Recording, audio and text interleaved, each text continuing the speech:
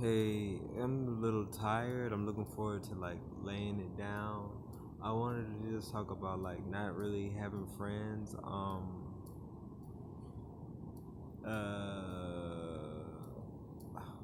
um, yeah, and just being on this journey. I think a part of it, like, part of like this traveling is to make friends and meet people in different places and I talk about like traveling, but I've just really been here and I went down to Florida. But sometimes when I talk to people, I do feel like very overwhelmed and I get exhausted. Um, and I would say like I've gotten to this point. Like I admire loners and people who are stoic, and I think that I might appear to be stoic, and I definitely am in a way. Uh, but I think down deep down inside, I long to have like really close connections. Like what it is that I'm doing, I wish I had a friend along with me, and I was thinking about what it takes to have a relationship, whether it's a romantic or a friendship. It's like compromise, especially if you're gonna do something like this with somebody, like travel with someone. And I was thinking about my one friend who really encouraged me. I know he was dating a girl for a while and they were traveling, but I was like, what?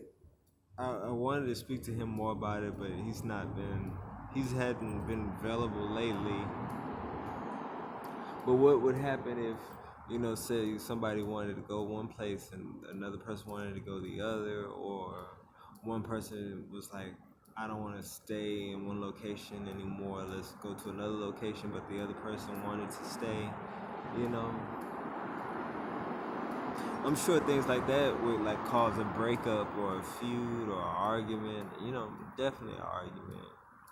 Um, Then I was thinking like a few years back ago, maybe five now, or four, maybe five. I was really close to like five people, and including like a friend that I would call my best friend. And I was also like in a business arrangement with some people who wanted to start a gallery. And these five people, these like group of people, different people, and I would have different experiences with them. They were like friends that like I would spend each time with them separately. Like they weren't, I didn't hang out with them all together. They all like kind of fell out of my life one by one, and basically everybody kind of fell out with me, and I fell out with a few of them. Was basically about me being myself, and it made me feel like maybe I had some issues that I needed to address. Things that maybe I realized but didn't really pay attention to. And then when these things happen so quickly, like these people falling out of my life, and then this feeling like I had these issues I needed to address, I didn't know how to address them, and it really messed me up really badly. I felt like I was in a very like existential crisis and this identity issue because I was thinking I was being a good person. It really made me question like things. Um, and it's already like the voices in your head that talk you down, and then you had to like that happened, and then it made it like validated those voices. It was like, yeah, they're right. I'm a messed up person. Then a little while after that, I got close to another group of people, and they kind of like, I eventually, I don't know what all they knew, but eventually they kind of all fell out of my life too. So these things really hit me hard, and it's now I'm like getting to a point. I'm not quite there yet where I'm just cool with kind of being alone. Um, uh, And so doing this, I was thinking I would make some friends. I hope I make some friends. I hope the people that I've met so far, you know, as introverted as I am, I hope that I am making connections. I'm not quite sure if I am. Um, if anything, I could say this has been an interesting experience, and I experienced these people. I think the idea of if they were going to be like lifelong friends, or would be more like if like business wise, like that. I think that like people who would purchase dolls or and like now I don't even know if I really want to do dolls forever, but I think leaving New York was about like something about the dolls. Maybe that was just the thing that got me out. Like, could I branch out and sell dolls and become known as this doll person?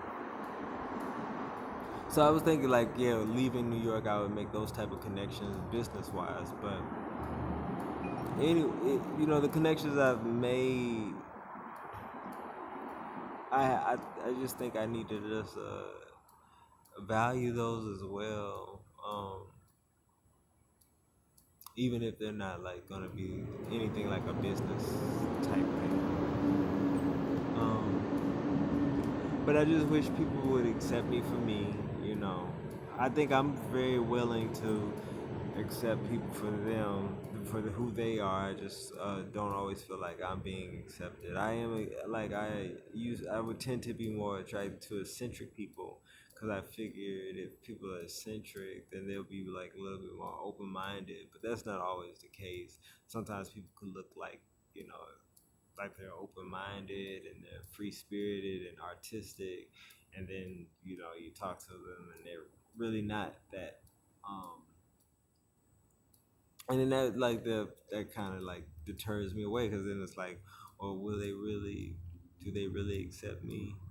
Um, and maybe they accept me for like what I give them, but can I really fully open up with them? And once I do that, will I really be accepted? And so I think, yeah, people, I always pull, like, it's really hard for people to get to know me. I kind of have a wall up, and I think, you know, that that really lets people only get so far with me, like to an extent, and I sense it, and I think they sense that I'm not really fully um, open to them, and I can sense that, um, but I just wish I could be appreciated for being me and for things that I do. If I like you, I think you could tell. I wouldn't hang around people I don't like, and I look, look for people who kind of have similar interests, like with art. That always tends to like keep me engaged. If people aren't really like me, I don't really, I wouldn't force something that isn't like compatible. There's a lot of people who like look interesting, but yeah, if I get like you're not really like me, you're not like into art or anything like creating, or you're not really creative, or you're not really into like esoteric types things or philosophy. Um, I don't know. It's not like I'm really gonna make an effort, and um,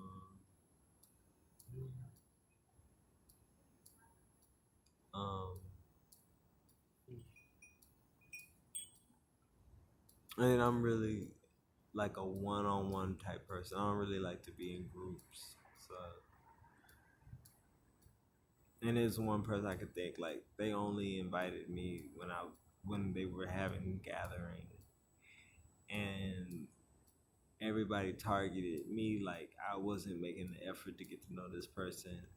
But I told this person I'm not really like I don't like parties, and I was interested in getting to know that person, but they only invited me when they was having a gathering, and whenever I called the person on the phone, they never seemed to have time for me.